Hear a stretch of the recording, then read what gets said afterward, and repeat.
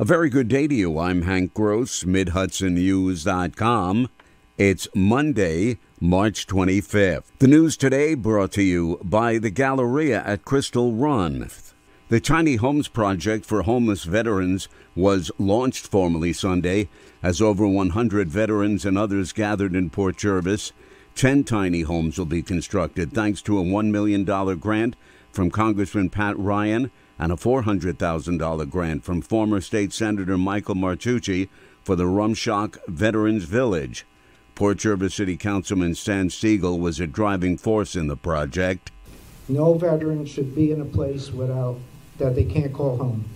Siegel and his wife Sharon convinced Bill Weitzel to create the tiny home program in Port Jervis. Our goal is for them to live and work together. You know, we want them to introduce them to hydroponics and microgreens. And Assemblyman Carl Brabernick called the project part of the renaissance of the city of Port Jervis, and Assemblyman Chris Ekis spoke. I want to let you know that I'm in a room full of heroes, and I thank you all for it. Students from Orange Ulster BOCES will construct the tiny homes, beginning with the first one before school ends for the summer. A driver was seriously injured last night when his car flipped over on 640 Shoddy Hollow Road in the town of Mount Hope. The driver's arm was caught in the wreckage with firefighters called in to free the person. Police say a tourniquet was applied to stop the heavy bleeding before an ambulance arrived. There was no immediate word on the driver's condition. State police are handling the investigation into the cause of the crash. A body was discovered in Crystal Lake in Newburgh on Friday afternoon, and police are investigating the discovery. A person fishing at the lake called 911 to report seeing a body on the shoreline at about 4 p.m. City police and fire personnel, along with Empress CMS, responded and were joined by investigators from the Orange County District Attorney's Office. Shortly after the discovery, officials notified the Orange County Medical Examiner's Office and asked them to respond to the scene. Sullivan County oversight of the care center at Sunset Lake, the county nursing home operated by a contract company, has come into question by the chairwoman of the county legislature's Oversight Committee. The issue came to light last Thursday when a county resident complained about one of the two elevators being out of commission and the other one working intermittently when he went to visit his mother, who's a resident in the facility. Committee Chairwoman Catherine Scott expressed concern over the overall monitoring of the center by the county. As the chair of Health and Human Services, I don't feel like there has been adequate oversight of this facility, at least not since my time has there been adequate oversight. As for the specific elevator issues, county administration said they're working on having them repaired and maintained better.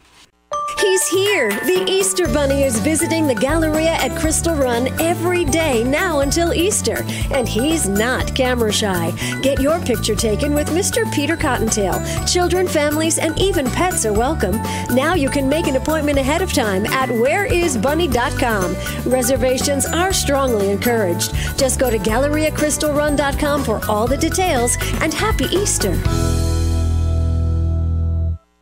It looks like the popular Newburgh Illuminated Festival won't happen this summer for the second year in a row. It went down to the wire last summer when the city and organizers could not come to terms on certain issues. Now it appears it will not happen again because the city and Illuminated leaders cannot agree on certain terms again, said lead organizer Rich Fracassi.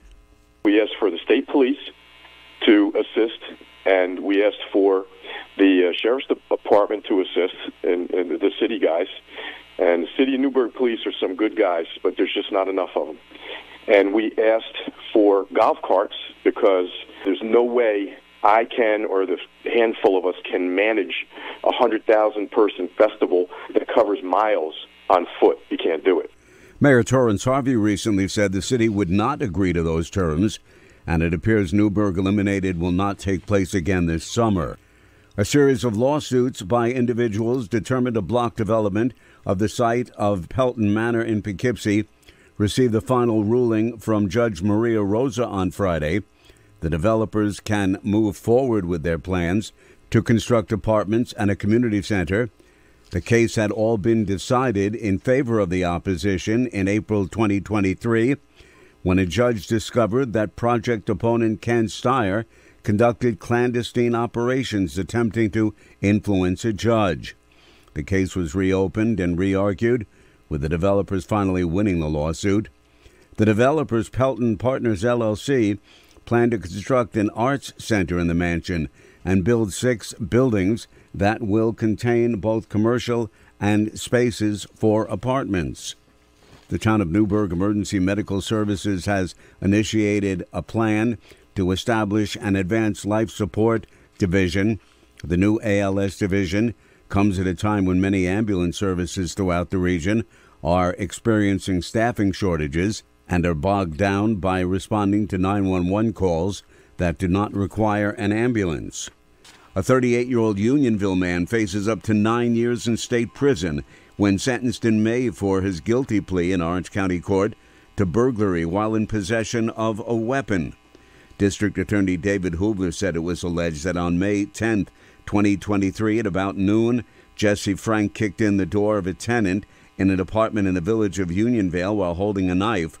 Once inside, Frank threatened to kill the occupant and struck the victim near the eye with the weapon. During the struggle, the victim sustained a broken orbital bone and a cut to the hand before being able to run out of the bedroom and flag down a passing motorist who called 911. I'm Hank Gross, MidHudsonNews.com.